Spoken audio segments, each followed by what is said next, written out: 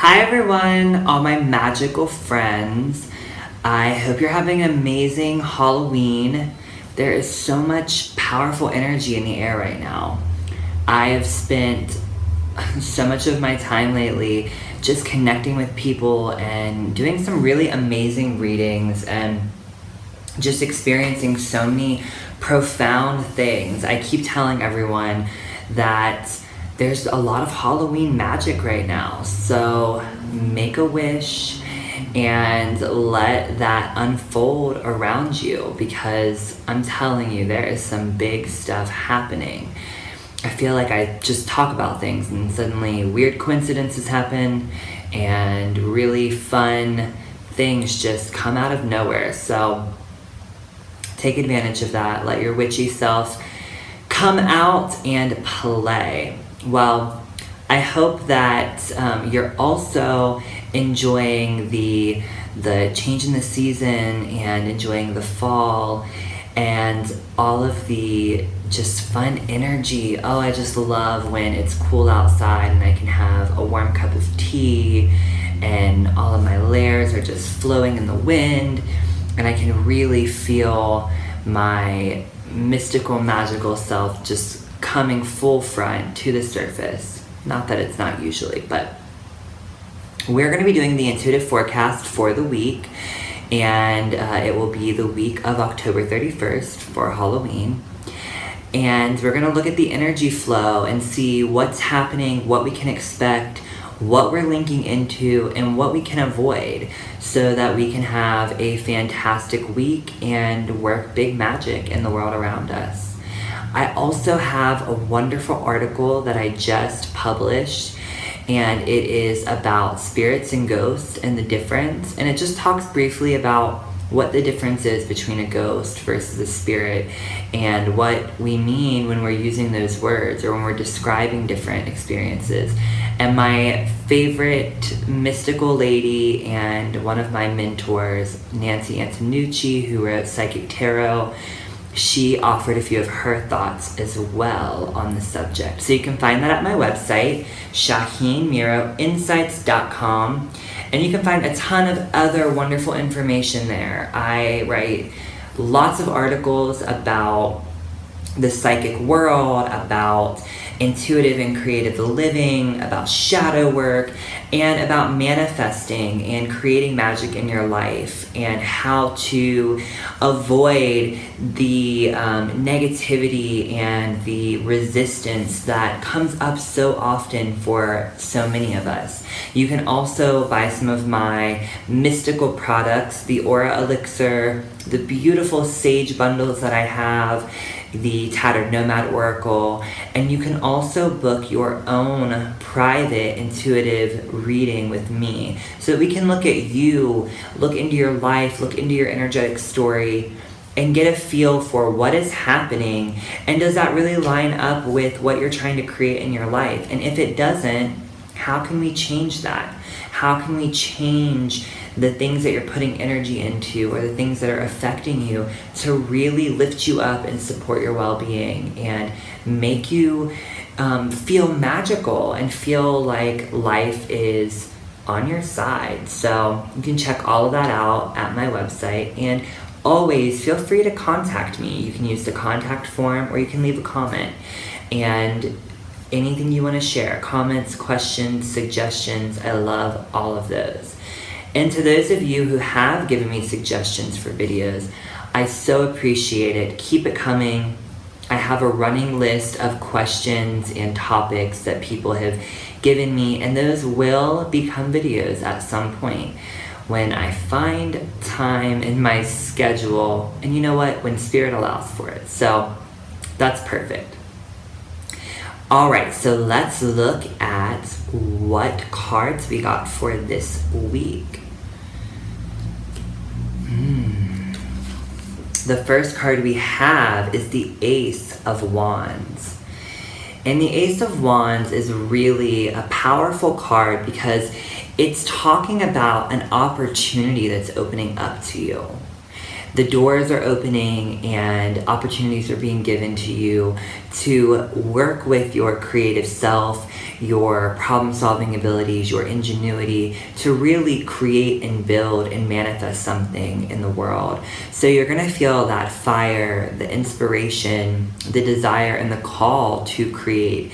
And you might even experience opportunities or situations where you're asked to step in and really step up and offer your opinion and your insight and your energy, lending a hand to things that are happening around you. So be open and creative, and know that this is also a time where you're going to be using skills that you have. So this could be creative skills from painting or drawing, writing, sewing, things that are very tactile and hands-on and take some dexterity. I also am looking at this and I am really drawn to how the wand has all of these little leaves that are kind of springing into life. And so you're going to find that from this idea, other things are shooting off. There are other sparks of life and creativity that are coming up. So what this is also telling me is that projects that you've started, you're going to start to see opportunities opening up where little bits of inspiration, little shoots are blooming off of that, and could lead into bigger projects as we move forward. So be very aware of that at the beginning of the week.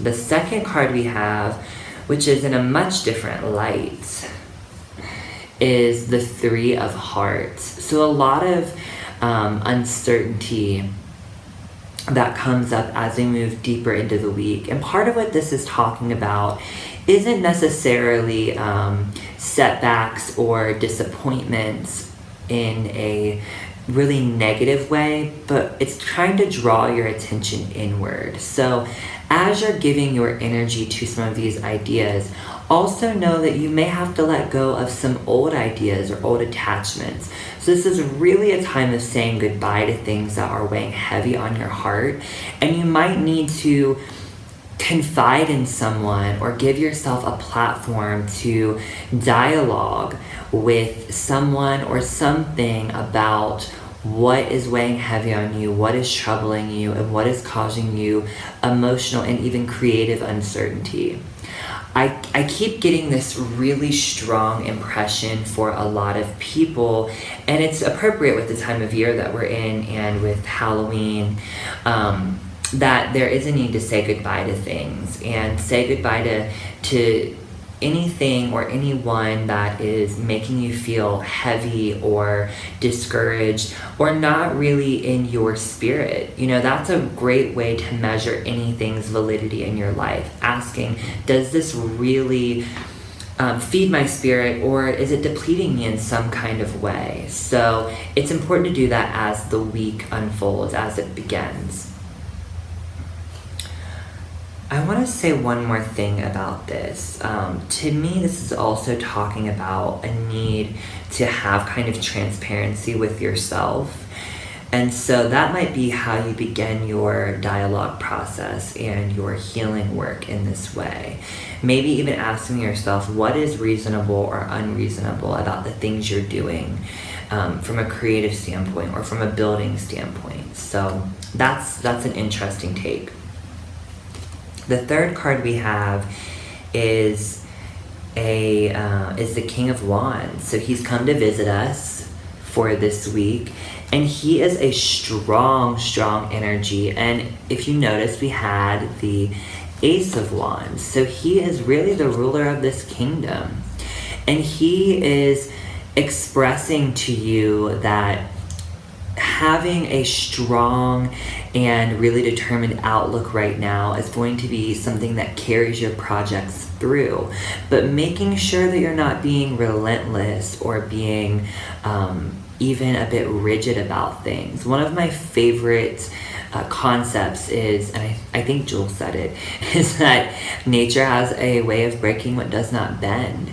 So if we look at the wands, they're not brittle pieces of wood that have fallen off of a tree or have been cut off from life, they are still alive, they're still growing, they're still blooming. So the King of Wands is a reminder to you to have fluidity in your personality, in your perspective, and in your actions, but to still be committed, to whatever it is that you're putting your heart, your energy, and your time into. He's also talking about being practical about things, taking the path of least resistance. Sometimes when we're trying to do something from a creative standpoint, or when we're building, we have these elaborate ideas. We get really dreamy, or we become really analytical about this needs to happen, that needs to happen, it needs to look a certain way. But the King of Wands, he's much more practical than that. He knows what he wants, and he knows what is going to be successful, and so he takes it step by step, and he allows it to be easy, but to still fulfill whatever it is that he's inspired to do. So be really open to that idea. And I want to say that this might also be a time to call upon a mentor or someone who can support you in this effort. This could be a mentor in the sense that it's someone you confide in. It could be a boss. It could be someone who has some authority in the situation beyond your own. And to confide in this person and ask for their advice and their perspective, and be really open to receive that. And you might even find that is part of what triggers this feeling of uncertainty. And they might bring about some introspection on this project, or this area that's needing your attention. They might bring about some introspection so that you're seeing the holes in the plan, or you're seeing the pitfalls that could come. So it's really important to be open to that suggestion. I love that message. And I feel like it's really insightful on a lot of different levels. So we are really going into a strange time right now. We're about to go into November, and some big decisions are being made. So this is a time where a lot of decisions are being made, and a lot of people are looking at what is important for them and how do they want to give their energy to the world. So I have a Halloween message too. I've pulled a card from the Halloween Oracle, which is such a really fun, very interesting deck that offers some beautiful light on the time of year. So I love to pull this out. My life is Halloween every single day, so I can use it any time of the year. But it is fun to pull out at the Halloween time of the year. So the card that we get is the Graveyard. And I love that image. I love that big moon. And it's unnecessary fear. And if you look, the one thing that stands out to me right away is the gravestone that says rest in peace. So we're laying something to rest, laying some heartache to rest.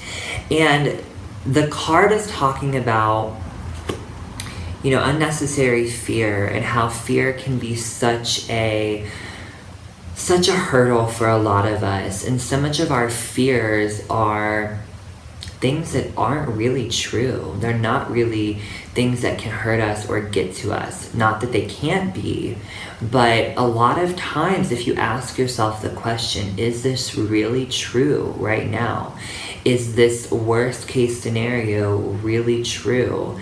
Then you'll find that it's not as bad as you think that it is, and you're using it as an excuse to not go deeper or further or bigger. So look at your fears. What are you afraid of? Because what you're afraid of is not always as bad as you think. And the other part of it is, whatever you're afraid of is something that you're plugging into. You're giving it energy, you're giving it validity, you're giving it a part of your spirit, and it means that it has a message for you. So check that out. All right, that's what I have for this week's Oracle, this week's intuitive forecast. And I will put links to the articles that I described. The one that's on Spirits and Ghosts with Nancy, and I love that article. I'm so excited about it. And then there's another one on connecting with the spirit world that is from thenumerologist.com, where I write pretty regularly. So check those out and feel free to reach out to me. Happy Halloween!